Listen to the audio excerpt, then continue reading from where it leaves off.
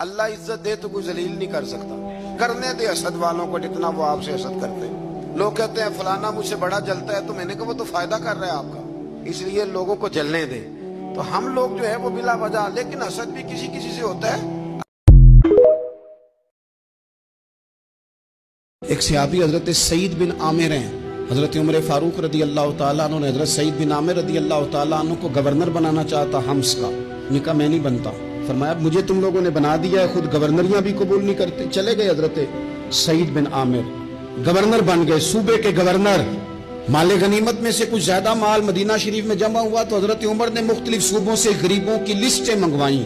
حضرت سعید بن عامر کے صوبے کے کچھ خاص لوگوں کو آپ نے لکھا کہ تمہارے صوبے میں جو غریب ہیں ان کی لسٹیں بھیجو. تو جب لسٹ آئی تو اس میں پہلا نام حضرت سعید بن عامر کا بھی تھا.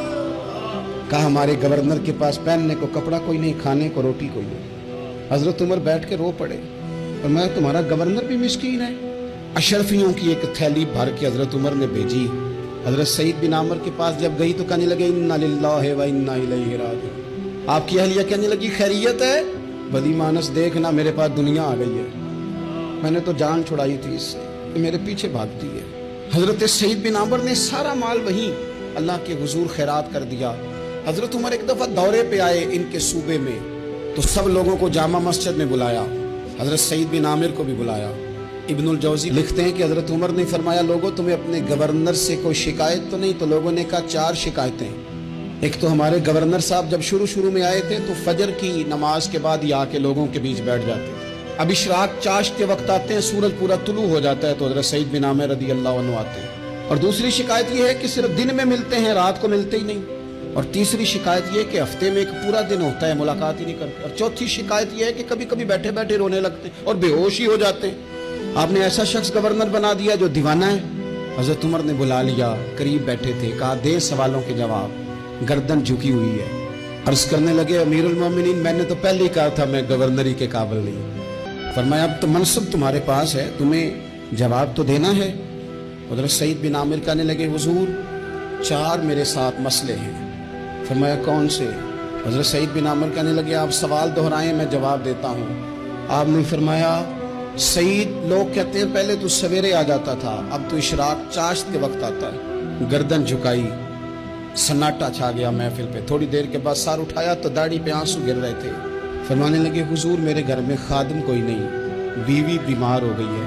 میں نہ سویرے اٹھتا ہوں, آٹا گوندتا ہوں, روٹیاں پکاتا ہوں, گھر میں جھاڑو دیتا ہوں, باہر آنے میں دیر ہو جاتی. پہلے جواب پر ہی لوگ رونے لگے, آنسو نکلنے لگے. حضرت عمر رضی اللہ تعالیٰ عنہ بھی روئے.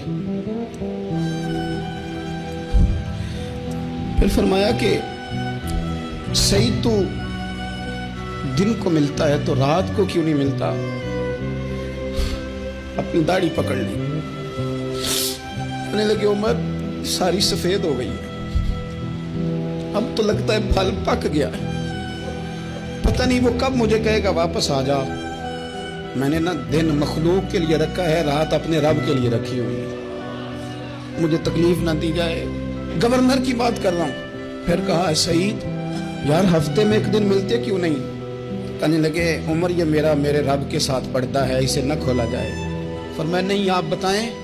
حضرت سعید بن عامر کہنے لگے غریب ہوں, ایک کی جوڑا میرے پاس ہے, میں غریب ہوں. حضرت سعید بن عامر کہنے لگے ایک جوڑا ہے, ہفتے میں ایک دن دھو کے خشک ہونے کو ڈال لیتا ہوں, پھر بیوی کے کپڑے پہن کے بیٹھا رہتا ہوں. کس طرح گھر سے باہر نکلوں؟ میرا پردہ تھا, میں اپنی غریبیاں لوگوں کے سامنے نہیں رکھنا چاہتا. میں جانوں میرا رب جانے, میں راضی ہوں نا اس کی رضا پہ. اب تو حضرت عمر ہچکیاں لے کے رونے لگے. فرمانے لگے چل آخری سوال کا جواب ہی دے دے, کبھی کبھی روتے ہو تو بے ہوش ہی ہو جاتے ہو. حضرت سعید بن عامر پھر رونے لگے. فرمانے لگے بڑی عمر کا ہو گیا تھا جب کلمہ پڑا تھا. جب وہ پچھلے گناہ یاد آتے ہیں نا, میرے سامنے لوگوں نے حضرت حبیب بن عدی کو سزا دی تھی مکے میں, اور میں اس وقت مسلمان نہیں تھا, میں مدد نہیں کر سکتا. جب وہ وقت یاد آتا ہے تو برداشت سوچتا ہوں کیسے اللہ کے حضور جاؤں گا. دوستو دعا کرنا اللہ اس ملک کو بھی کوئی ایسا شخص عطا فرما دے. نبی پاک علیہ الصلوۃ والسلام نے فرمایا بات بڑی مزے کی ہے. فرمایا پھر अल्लाह के बाज बंदे तो ऐसे होते हैं जिन्हें अल्लाह फक्र में मुब्तला कर देता है। फरमाया उनके पास सिर्फ एक चादर रह जाती है, इतना फक्र उनके पास आता है। लेकिन जो हदीस के आखिरी लफ्ज है ना, वो वजद वाले हैं, वो वजद वाले हैं, वो सुरूर वाले हैं। नबी पाक अलैहिस्सलाम ने फरमाया उन लोगों पर दुख आते हैं पर कुर्बान होने को जी चाहता है। इन लफ्जों पर हुजूर फरमाने लगे वो रब की तरफ से आने वाले दुख पर भी इस तरह राजी होते हैं जिस तरह तुम में से कोई राहत मिलने पर राजी होता है। सुकून वाली चीज मिलने पर जिस तरह तुम राजी होते हो, इस तरह वो दुखों पर भी राजी होते हैं। दुख कबूल मोहम्मद बख्शा, दुख कबूल मोहम्मद बख्शा। पर एक शर्त लगाई छोटी सी मियां साहब ने, उन्होंने कहा 100 दफा कबूल है, दुख 100 दफा कबूल, दुख कबूल मोहम्मद बख्शा।